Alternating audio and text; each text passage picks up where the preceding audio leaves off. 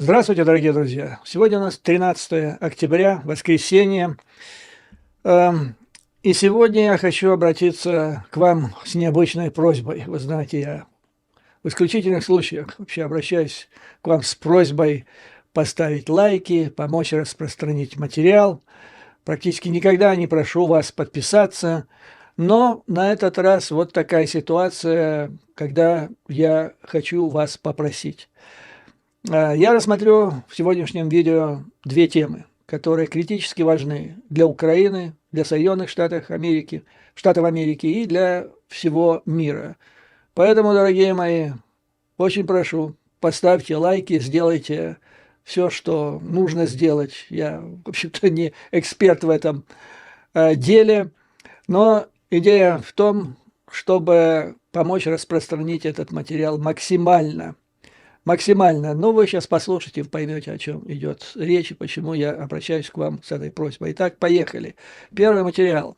Продолжается публикация отрывков, размышлений, оценок, связанных с публикацией книги Боба Вудварда под названием «Война». И вчера британский «Индепендент», сегодня «Вашингтон-Пост» вышли примерно с одинаковыми статьями. Вот в «Индепендент» она называется так. Высший генерал Трампа назвал экс-президента, то есть Трампа, кавычки, фашистом до мозга костей, кавычки закрываются, и, опять цитата, самым опасным человеком для этой страны.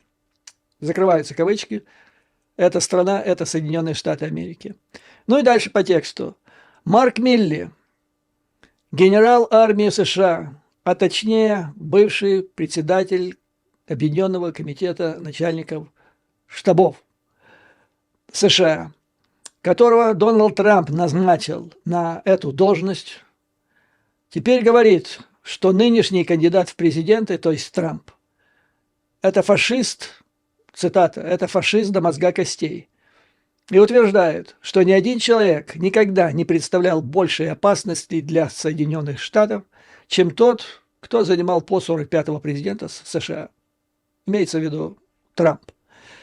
Милли – орденоносный военный офицер. Я имею в виду зрители из Украины, а также для всех тех, кто наблюдает за агрессией России против Украины. Хорошо знает этого человека, большой друг Украины, и вообще он производит положительное впечатление, как порядочный и в высшей степени квалифицированный в своем деле человек. Так вот, он выражал опасения по поводу психической устойчивости Трампа после его поражения на выборах 2020 года от Джо Байдена. И он описан Бобом Вудвардом в его новой книге «Война» как невероятно встревоженный человек, встревоженный перспективой второго срока Трампа в Белом доме. После нападения на Капитолий 6 января 2021 года, когда толпы сторонников Трампа штурмовали Капитолий, Милли настоял на встрече с недавно назначенным генеральным прокурором Мериком Гарландом, чтобы призвать его к расследованию внутреннего насильственного экстремизма и ультраправых военизированных движений. То есть это имеется в виду сторонники Трампа, которых он фактически направил на Капитолий. Но это было еще не все. Значит, несмотря на то, что Трамп проиграл и стал президентом уже Джо Байден, генерал на одном из приемов попросил Боба Вудварда о личной встрече. Они встретились неподалеку от Белого дома в отеле Уиллард. И в ходе встречи генерал попросил, вернее, он сообщил Вудварду, что глубоко убежден, что Трамп остается опасным человеком для страны, даже несмотря на то, что он уже покинул свой пост. Он выразил еще более серьезные опасения Вудварду во время встречи, это уже другая была встреча, в марте 2023 года, когда он сказал, что никогда и никто не был так опасен для Соединенных Штатов, как Трамп. Он спросил, после того, как он поделился своими впечатлениями о Трампе, рассказал, чем он руководствуется, когда делает такие умозаключения. Он спросил еще: вы понимаете, вы видите, что представляет собой этот человек? Он самый опасный человек на свете. У меня были подозрения, когда я говорил с вами о его умственном упадке и так далее. Но теперь я понял, что он полный фашист. Сейчас он самый опасный человек для этой страны. Фашист, это цитата, фашист до мозга костей, повторил Милли. Надо сказать, что Милли делился этими соображениями не только в приватном порядке с Вудвардом. Он высказался в таких же тонах, высказал примерно ту же самую мысль публично на своей церемонии отставки. Он ушел в отставку в сентябре 23 года. Когда, не упоминая имени Трампа, он фактически бросил вызов ему, экс-президенту. В своей пламенной речи он вызывающе заявил, что американские военные уникальны среди мировых вооруженных сил, поскольку не исповедуют преданности какого-либо одному человеку. Мы не присягаем стране, мы не присягаем племени, мы не присягаем религии, мы не присягаем ни королю, ни королеве, ни тирану, ни диктатору, сказал он. И, имея в виду Трампа, он тут же добавил: и мы не присягаем диктатору, мы присягаем Конституции, идее, которая есть Америка, и мы готовы умереть, чтобы защитить ее, сказал он.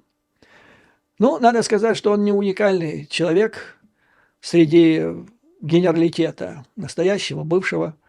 Настоящие генералы, они, как правило, не делятся своими взглядами на разные политические соображения в социальных сетях, потому что армия, вооруженные силы вне политики.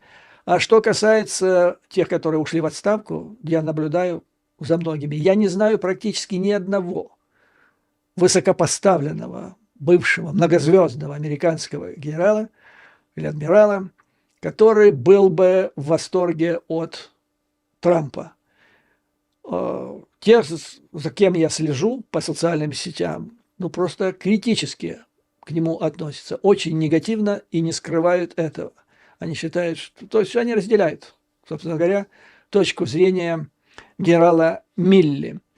И надо сказать, что и эти генералы не одиноки.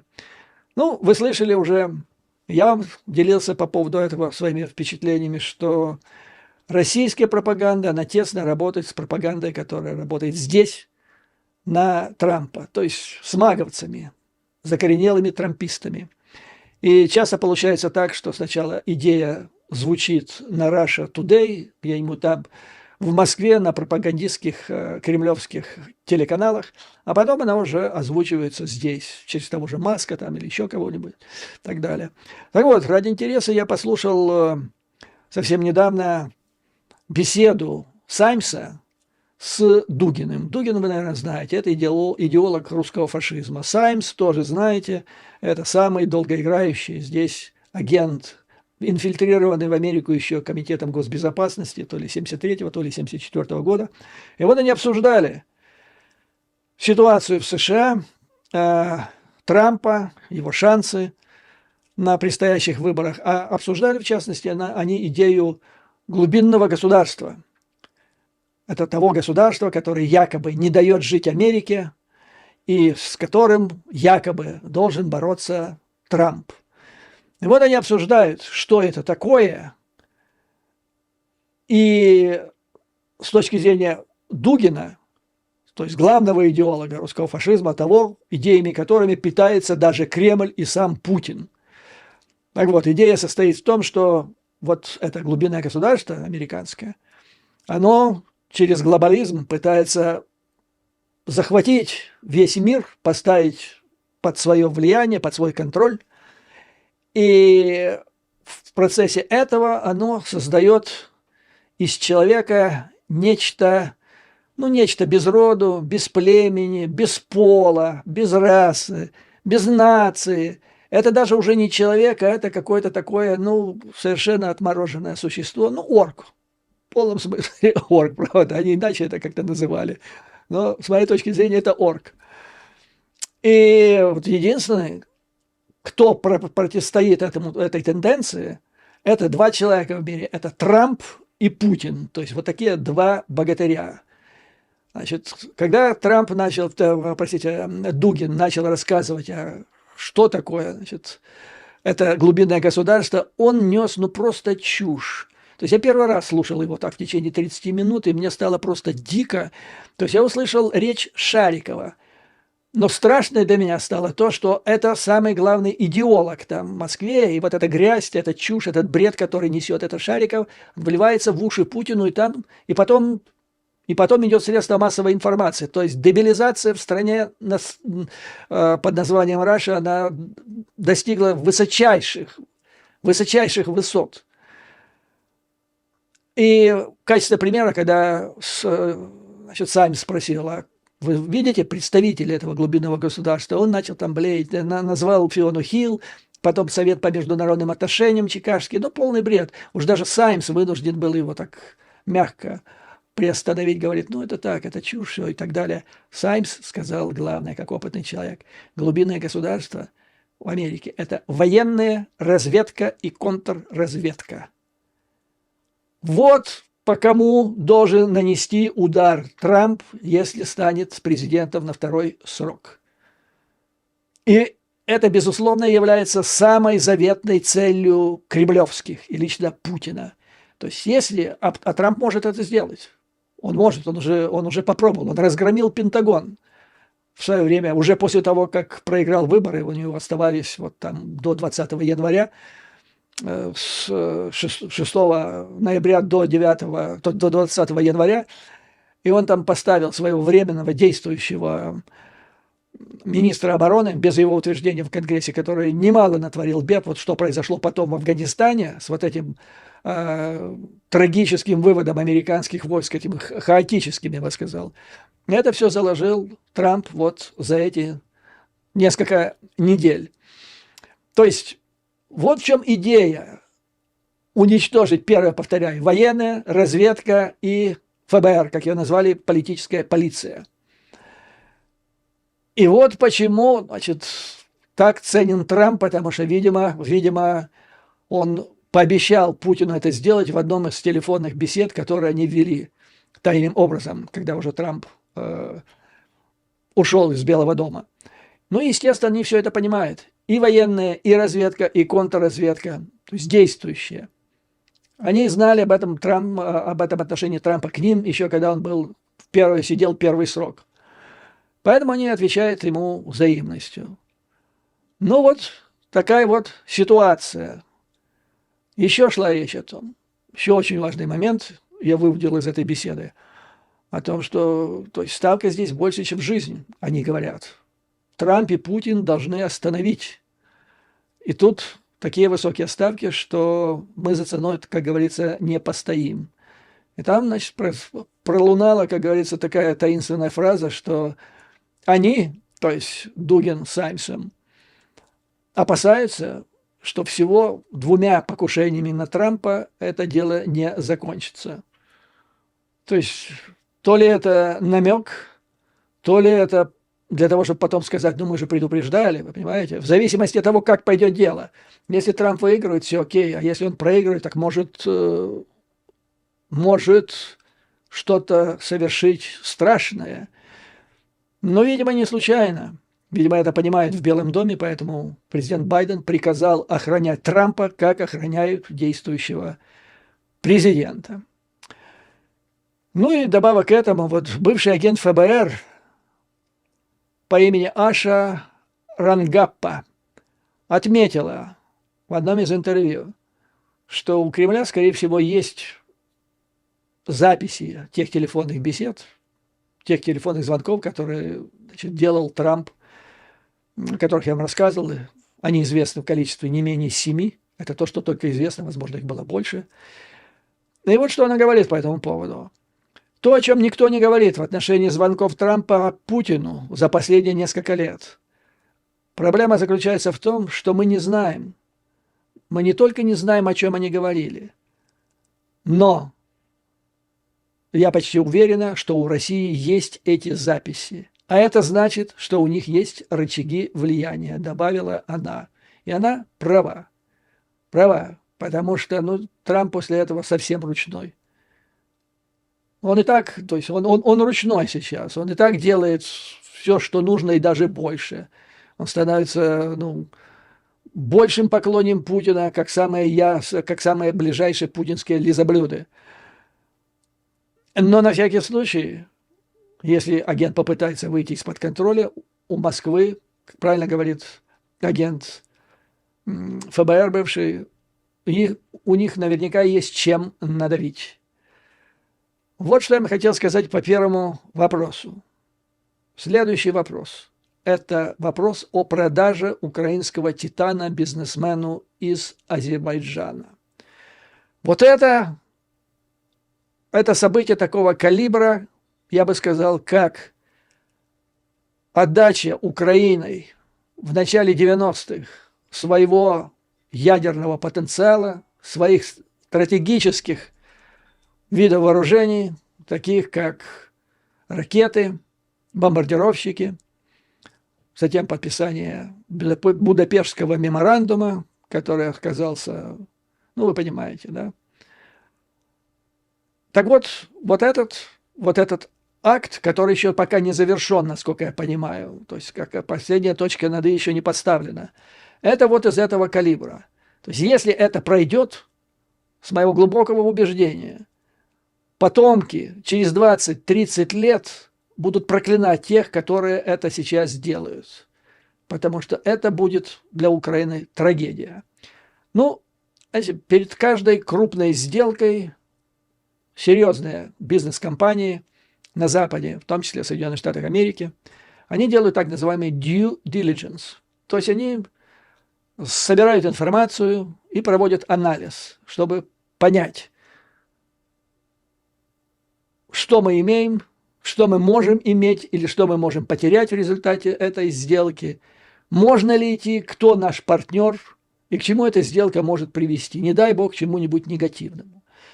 Ну, я не представитель органов следствия Украины и наблюдательных органов, которые, по идее, должны, органов безопасности, которые должны обязательно проводить этот due diligence.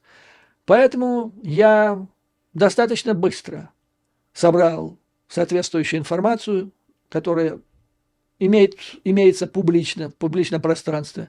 Но сейчас я вам хочу доложить о ситуации. Что стоит на кону? Что поставлено на карту? Итак, Украина продала «Титан» не напрямую Азербайджану. Вместо этого Украина продала государственную объединенную горно-химическую компанию ОГХК, крупного производителя «Титана», компании «Цемин» или «Цемин Ukraine», которая принадлежит азербайджанскому бизнесмену Насибу Гасанову, то есть частному лицу. Вот что по этому поводу пишет рашинский ресурс, работающий на английском языке, на зарубеж. Называется он Top War и находится под крышей Ростелекома. Они радуются. И послушайте как. Украинские власти успешно продали одну из крупнейших в мире компанию по добыче титановой руды практически за бесценок. Украинский бюджет получил от покупателя компании Цемин Ukraine сумму, эквивалентную 97-98 миллионов долларов. Кроме этой компании в аукционе больше никто не участвовал. Покупку оплатил азербайджанский бизнесмен Гасанов, который владеет холдингом NEQSOL, куда входит также Vodafone Украина, а также Цемин или Цемин Украин. То есть до этого этот же господин Гасанов купил и Vodafone. Это тоже стратегический ресурс, потому что, помните, Ленин накануне Октябрьской революции или переворота Октябрьского, когда инструктировал, что делать, что он писал? В первую очередь надо брать телефон, телеграф, почту, вокзалы там и так далее. Телефон, телеграф. А я вам расскажу еще, напомню, вернее, потому что я рассказывал в свое время из недавнего прошлого Украины, что накануне Майдана, ну буквально совсем накануне, через компанию Дерипаски, которая, вы понимаете, ближайшим образом связана, теснейшим образом связан с Кремлем, в Украину одной из украинских компаний, который возглавлял, или, вернее, был собственником которого или контролировал ее, один из многозвездных бывших украинских сотрудников спецслужб. Так вот, компания этого сотрудника украинских спецслужб ввезла от компании через компанию Дерипаски в Украину, конкретнее в Харьков, аппаратуру для прослушивания телефонной связи, мобильной связи абонентов компании Интертелеком. А потом, когда происходил, значит, она была установлена в Харькове, подключена к сети Интертелекома, и затем, когда происходил Майдан, российские спецслужбы напрямую прослушивали, что происходит на Майдане, прослушивали они американское посольство, дипломатов посольства, за ними прослушивали, о чем говорит приехавшая из Вашингтона Виктория Нуланд, как она там беседовала с послом Соединенных Штатов в Украине и так далее. Ну, в общем, контролируя телефонную компанию, ты фактически имеешь возможность подставить под контроль прослушивание всю телефонную сеть Украины. То есть это стратегический ресурс, понимаете? И вот такой стратегический ресурс уже был продан тому же господину Гасанову, я имею в виду Водафон, а теперь второй стратегический ресурс. Так вот эта горная компания, комбинат этот, он имеет два горно-обогатительных комбината. Первый расположен в Днепропетровской области, второй в Житомирской области. Это, значит, как я сказал, Объединенная горно-химическая компания, одна из крупнейших в мире производителей титанового сырья. Украина не производит готовый титан, она производит сырье, которое потом нужно перерабатывать. И Украина является лидером в мире по выпуску ильменитового, рутилового и цирконового концентратов, то есть лидирующие позиции во всем мире. Надо сказать, что это не первый раз, когда я поднимаю вопрос о поставках украинского титана сначала, вот таким образом в Россию. До февраля 2022 года он поставлялся, чуть ли не открыто. Хотя придерживались там всевозможных, на всякий случай, схем. Поставляли через ряд стран Восточной Европы. Ну, а потом появился на арене российский олигарх Шелков, который был один из крупнейших акционеров в СМПО «Ависма», а это вот та компания российская, одна из крупнейших в мире, которая из вот этого сырья украинского производит готовый титан, а потом чуть ли не в качестве монополиста поставляет его таким странам, как Соединенные Штаты, другим странам НАТО, везде, где производятся самолеты, в том числе боевые самолеты, и ракеты совершенно разного, назначения. Малой дальности, большой, стратегические ракеты, потому что титан, он используется в двигателях ракет. Это так называемые лопатки. Это критически важная часть двигателя, она должна быть тугоплавкой, потому что там разгоняется чрезвычайно, когда работает двигатель, высокая температура и необходим титан. То есть владелец, монополист титана, он имеет влияние на ВПК крупнейших стран мира, в том числе США, Западной Европы. Крупнейшие потребители этого титана – Boeing, Airbus, и другие компании, Bayer Systems. Возьмите любую компанию ВПК Соединенных Штатов, Великобритании. Все они зависят от этого титана. А его не так много. Как я уже сказал, Украина занимает одно из лидирующих мест, и таких стран, как Украина, мало, очень мало. Так вот, этого Шелкова убрали с Украины только после февраля 2022 года, а конкретнее где-то в апреле его убрали. Но схематоз пошел, как он шел раньше, через Польшу, не Польшу, а, скажем так, конкретные компании в Польше, в Венгрии, в Чехии, компании, которые контролировались россиянами, И через них, значит, туда поставляли якобы в Западную Европу или Восточную Европу, а оттуда разворачивалось и шло обратно в Россию. Но вот, значит, что происходило? То есть я уже говорил об этом, что это чудовищно, что происходило. Где-то, но эта схема практически не заканчивалась, так или иначе. То есть Украина поставляла через вот этих всех цепочку посредников титан, при помощи которого делались эти ракеты, там всякие, которые потом падали на голову украинцев, уничтожали города и самих украинцев. После того, как началась агрессия российская, Запад, союзники Украины, начали предпринимать конкретные шаги, чтобы прекратить эти поставки из Украины в Россию. Вот у многих зрителей есть есть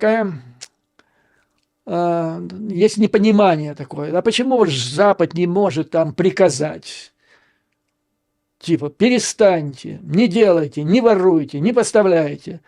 Ну, вот, понимаете, это вот чистоплюйство вот такое западное. Ну, что делать? Это либерализм, господа, либерализм. Не может одно государство другому сказать, если оно может, если оно не хочет, чтобы его обвинили потом, что они империалисты, которые туземцам приказывают что-то делать или что-то не делать.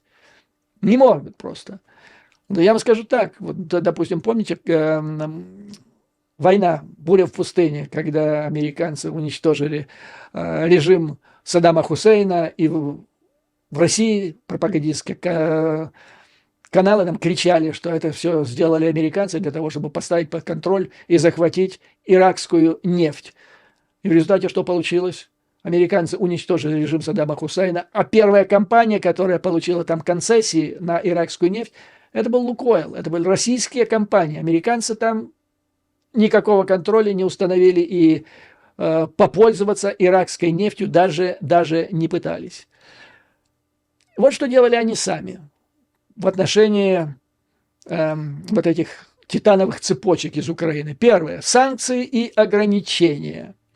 Некоторые западные страны ввели санкции против вот этой ВСМПО «Ависма», которая делает готовый титан. Она попала под санкции. Затем добровольно начали сокращать импорт, вот, потому что Европа не сразу ввела санкции, хотя объявила сначала Boeing объявил, потом европейский Airbus, но потом что-то там сделали слабинку какую-то, потому что такая компания, как Airbus, оказалось, не может существовать без российского титана, который сделан из украинской руды. Так вот, начали сокращать импорт, затем начали искать альтернативных поставщиков, и тут вспомнили о Украине. А что же это Украина, которая в Советском Союзе была индустриальной державой, так на уровне развития примерно Франции? Почему же она теперь, как какие-то страны Африки в период колониализма, поставляет сырье, которое потом перерабатывается в России, делается там добавочной стоимости, продают гораздо дороже. Так вот, западные страны и компании начали рассматривать Украину как потенциальный ключевой поставщик в будущем. В будущем когда? А вот буквально говорят, через несколько месяцев после того, как закончатся боевые действия, это может все начаться. Украина может стать потенциальным ключевым поставщиком. Особенно, значит, для этого нужно, чтобы она оказалась способной развить свою титановую промышленность с помощью западных инвестиций. Следующее, что видели, какие возможности западные компании и западное правительство. Стратегические инвестиции. В Украине предпринимаются усилия по развитию титановой промышленности. То есть будет это все. Это они думали как нечто реальное. В качестве альтернативы российским поставкам США рассматривают возможность направления стратегических инвестиций в развитие титановой промышленности в Украине. Это я все взял из тех проектов, которые реально разрабатывались в США и в Европе. Затем законодательные действия на Западе предпринимали после начала широкомасштабной агрессии. Американские законодатели предпринимают шаги для поддержки титановой промышленности Украины. Например, конгрессмен Том Тиффани стал автором закона, признающего потенциал Украины как поставщика титана. Вот надо было такой закон принять, чтобы потом реально работать на его основе по конкретному плану. Начали даже послевоенное планирование. Американские чиновники и эксперты предполагают, что Украина может начать поставлять значительные объемы готового титана на Запад уже через несколько месяцев после окончания войны. Обсуждаются возможности строительства в Соединенных Штатах предприятий по производству титана с использованием украинских технологий. Это вот на Западе такие шаги предпринимали, разрабатывали, думали, планировали, законы принимали. А в это время ОПА, без которой в данном случае ничего ж не могло все обойти, оно через хематозы продолжало поставлять титановую украинскую руду в Россию, из которой делали смертоносные ракеты. Дальше, значит, возвращаемся к западным идеям, предложениям, что они, как они видели варианты использования на благо Украины и Запада титановых залежей страны. Вот, как они видели, геополитические последствия превращения Украины в крупного поставщика титана. Считали, что эти последствия значительны и далеко идущие. В частности, это даст возможность западным союзникам и ведущим компаниям ВПК Запада снизить зависимость Запада от России и Китая. То есть благодаря поставке титанового сырья из Украины в Рашу западные компании попадали в зависимость. Раша и Китай превращались в монополистов, которые фактически могли контролировать, по большому счету, состояние авиационного строительства, ракетного строительства на Западе. Появление Украины в качестве крупного поставщика титана поможет западным странам снизить зависимость от России и Украины в отношении этого стратегического, важнейшего ресурса. Такой сдвиг может ослабить геополитическое влияние этих стран, России и Китая, особенно в аэрокосмической и оборонной промышленности. И это Украина могла бы сделать для Запада, и Запад должен был бы это оценить. То есть Украина что-то реальное делает. Это уже не входишь с протянутой рукой и клянчишь «дай, дай, дай». Ты серьезный человек, серьезная страна. Вот так это видели на Западе. Далее, еще один вариант. Укрепление евроатлантических связей. Развитие титановой промышленности Украины способствовало бы дальнейшей интеграции страны в западные структуры экономики и безопасности, укрепив ее связи с ЕС и НАТО. Это может ускорить стремление Украины к членству в ЕС и НАТО. Конкретное дело, а не клянчение, когда мы будем в НАТО. Следующее. Повышение стратегического значения Украины. Стратегическая ценность Украины как ключевого поставщика важнейшего ресурса для Запада значительно возрастет, думали на Западе. Это может привести к усилению политической, экономической, военной поддержки Украины со стороны западных союзников. Следующий бенефит для Украины – экономический толчок для восстановления Украины. Тут понятно. Следующее – сдвиг в глобальных цепочках поставок. Они бы стали идти совсем через другие страны, не через страны потенциальные враги, стран врагов и соперников потенциальных Запада, а через дружественные страны, Украину. И это потенциально уменьшило бы влияние недемократических режимов в мире. То есть Украина превращалась бы в страну, субъект, который влияет на глобальные процессы, причем критически важным, со стратегической точки зрения. Это привело бы к укреплению военного потенциала Запада. Доступ к украинскому титану может расширить возможности Запада по производству передового военного оборудования, что укрепит его потенциал сдерживания в отношении потенциальных противников. А за это Запад бы должен был отплатить бы Украине того, чего она так добивается. ЕС, членство в НАТО. Титановая промышленность Украины может существенно повлиять на ее будущее членство в ЕС и НАТО несколькими способами. Прежде всего, экономическая интеграция через развитие титановой промышленности Украины. Укрепляются связи со странами ЕС, союзниками по НАТО, углубление естественное, а не через просьбы и нытье. Экономическая интеграция может ускорить путь Украины к членству в НАТО и ЕС. Геополитические рычаги. Будучи ключевым поставщиком важнейшего ресурса, Украина получит дополнительные геополитические рычаги в переговорах о вступлении в ЕС и НАТО. Стратегическое значение титановой промышленности может укрепить позиции Украины в этих дискуссиях. Ну и затем Украина бы продемонстрировала реформы, свою способность проводить крупные экономические реформы, и это бы стало наилучшим фактором притяжения западных инвестиций крупных в страну, причем в серьезные отрасли. И вот все это, господа, все, что я вам перечислил, это западные наработки. И все это было продано на прошлой неделе, как я понимаю, за 98 миллионов долларов. Азербайджанскому, как я увидел в одном из украинских ресурсов, непубличному бизнесмену Насибу Хасанову. Ну вот, как я сказал, я провел небольшое due diligence, чтобы понять. Тут я перечислил, что на кону, еще стоит на кону. Насколько я понял, процесс еще не закончен. Там что-то требует какое-то утверждение, в частности, со стороны спецслужб Украины, СБУ. Если это так, то это можно только приветствовать. Ну, скажем так, произошла ошибка. Не будем сейчас выставлять, выводить на площадь, на гильотину.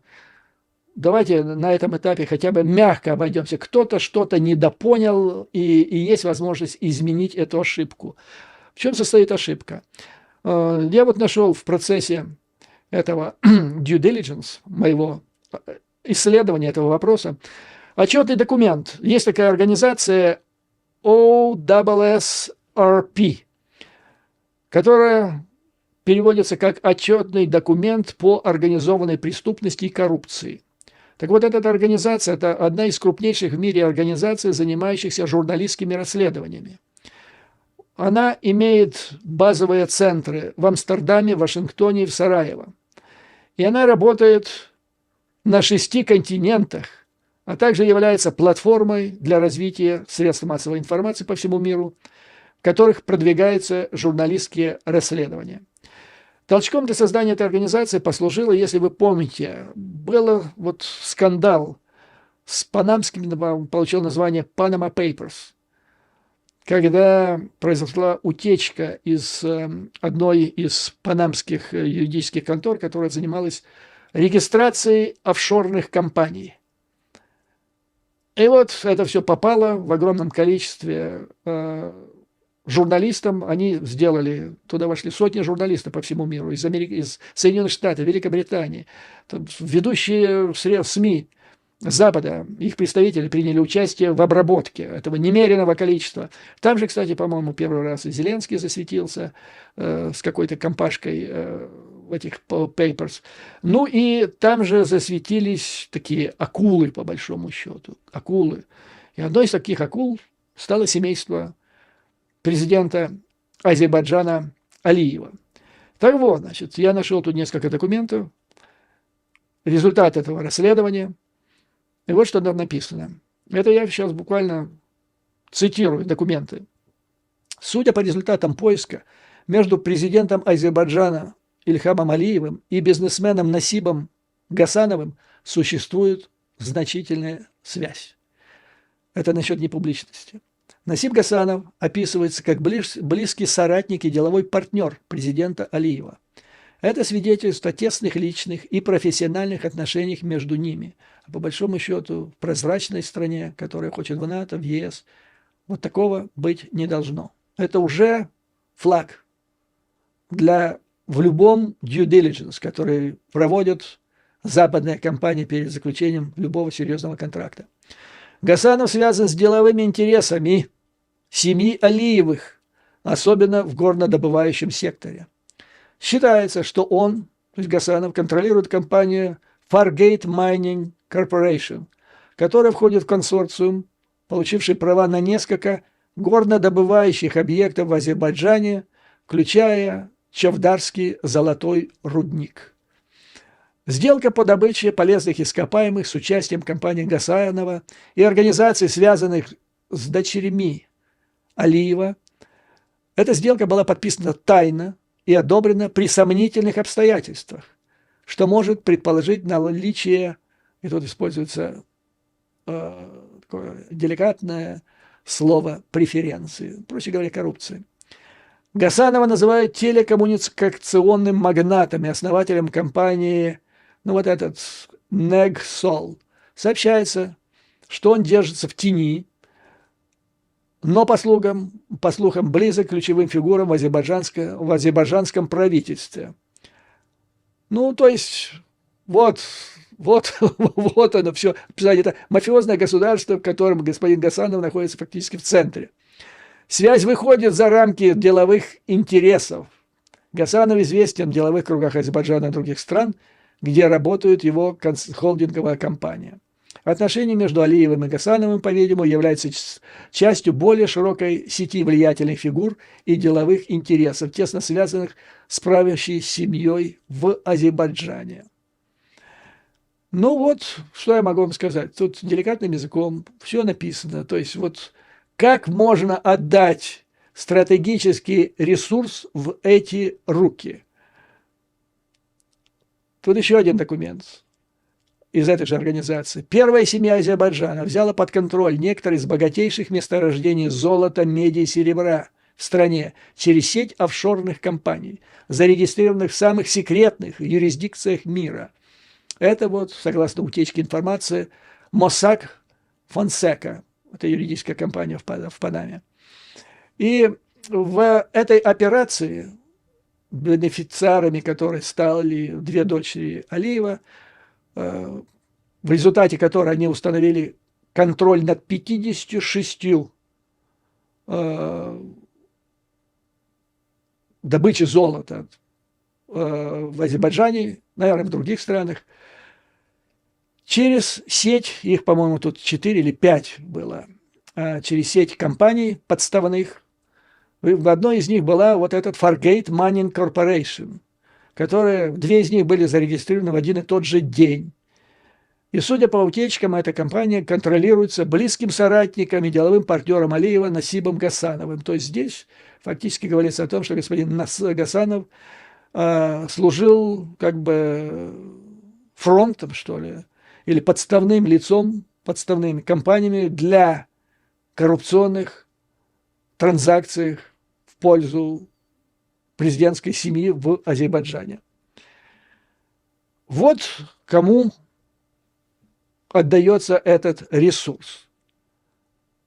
Это все вышеперечисленное было этому человеку, этой компании продано за $98 миллионов. Как я понимаю, скорее всего, due diligence с украинской стороны никто не проводил. В результате влада вляпалась в мутную историю, связанную с семьей Алиевых. Как мы знаем, семья Алиев имеет тесные связи с Путиным. Недавно Путин там побывал.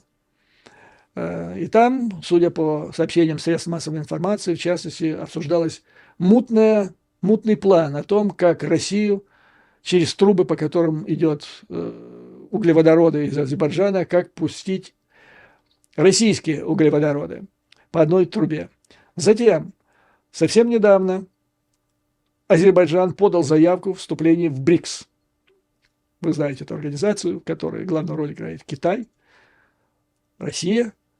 И это обе страны, ведущие производители титана, при помощи чего они могут взять за горло всю ракетостроительную и, не всю, но значительную часть ракетостроительной и авиационной промышленности Запада. Куда пойдет этот это украинская титановая руда, потому что в Азербайджане Азербайджан неизвестен как производитель готового продукта под названием титан из руды. Ему эта украинская руда не нужна. Это просто прокладка очередная. Откуда она пойдет? Куда? Ближайшим партнерам по БРИКС, России и Китаю, которая отнюдь не является сторонниками, союзниками Украины, наоборот. Ну вот как так?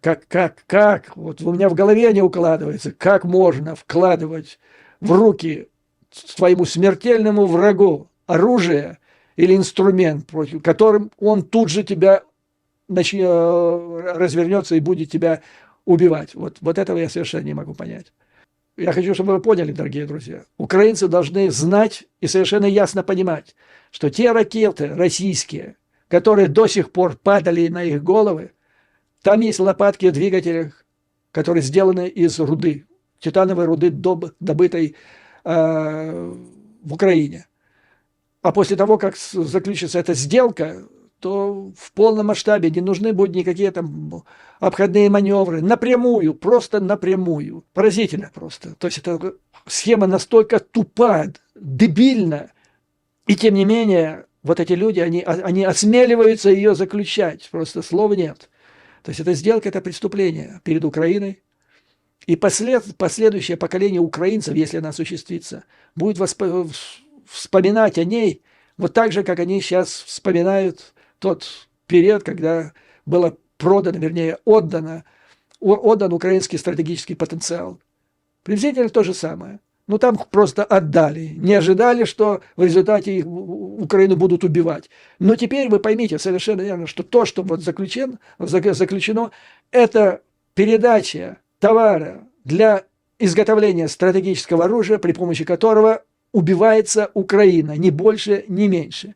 То есть в целом вот такую схему могут сотворить, вот с моей точки зрения, это или клинические идиоты, или пятая колонна, которая в наглую, не скрываясь, а не скрывается от безнаказанности, полной безнаказанности, работает на российские спецслужбы. Вот смотрите вам, заключение, цепь событий, которая будет происходить. Титановая руда из Украины идет в Азербайджан, оттуда она идет в Китай, в Рашу, там производится титан, из этого титана делаются лопатки для ракет, ракеты падают на голову украинцам, уничтожается вообще Украина, а после этого Зеленский с протянутой рукой идет на Запад просить денег и оружия, чтобы бороться с этими же ракетами и с их носителями, имею в виду самолеты, и просит снять ограничения, чтобы эти ракеты можно было уничтожать на тех аэродромах, откуда самолеты с ними на борту взлетают. А для этого надо ракеты большой дальности. Вы понимаете идиотизм вот этой всей цепочки? Но только господину Шарикову она была доступна. А тут вот в реальном мире, это не Канадчикова дача, не шестая палата, в реальном мире происходит. То есть не лучше ли не поставлять врагу товар, из которого делается смертоносное оружие, на которое потом нужно будет просить на Запада деньги и контроружие, чтобы уничтожить то оружие, которое сделало с твоей помощью. Вот не проще ли? Вот что я, господа, хотел довести до вашего внимания, чтобы вы все понимали. Я все-таки надеюсь, знаете, вера умирает последней, что вот в оставшиеся дни, скажем так, я даже готов был, чтобы это все на тормозах спустить. Ну, какой-то Вася Пупкин, что-то он не додумал, что-то не доделал, неправильно понял, вот, неправильную схему разработал. Так можно его, пока еще можно ее деликатно исправить. Если же нет, это будет катастрофа. И потом все участники этой катастрофы, я уверен, они будут наказаны так или иначе. Вот те люди, на голову которых эти ракеты будут падать на голову, они так это дело не оставят. В всяком случае, я так думаю. Вот на этом, дорогие друзья, позвольте закончить это видео. Как всегда, слава Украине и вооруженным силам. Враг будет разбит. Победа будет за нами. А вам, друзья, как обычно, выдержки, мужества и твердой веры в нашу неизбежную победу. Еще раз прошу, сделайте так, чтобы это видео получило максимальное распространение. То есть идиоты, враги Украины должны знать, что они находятся под микроскопом. И за эти все схемы придется отвечать. До новых скорых встреч!